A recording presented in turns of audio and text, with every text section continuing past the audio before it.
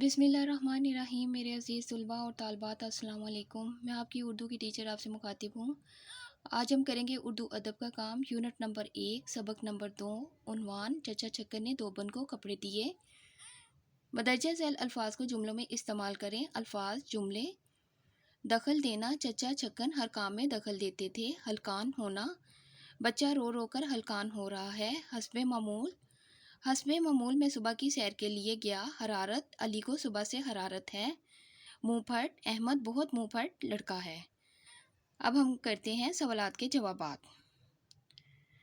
سوال نمبر 2، چچی نے دھوبن کو خود کپڑے کیوں نہیں دیے؟ جواب: چچی بیمار تھی، اس لیے چچا نے دھوبن کو کپڑے دیے۔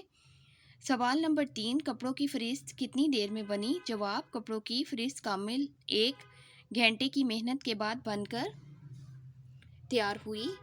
سوال نمبر 4، دھوبن کس وقت آئی تھی اور کتنے بجے رخصت ہوئی؟ جواب: دھوبن 12 بجے آئی تھی اور 4 بجے رخصت ہوئی۔ سوالات کے بعد اب ہم کرتے ہیں درست بیان کے سامنے ٹک اور غلط بیان کے سامنے کراس لگائیں۔ نمبر 1، غرض 10 منٹ میں گھر کی حالت ایسی ہوگی جیسے آنکھ میں چولی کھیلی جا رہی ہو۔ غلط۔ نمبر 2، آج ہی دوپہر سے چچی کا جی اچھا نہ تھا۔ درست۔ نمبر 3، 1 بجے دھوبن آئی اور 4 بجے واپس گئی۔ غلط۔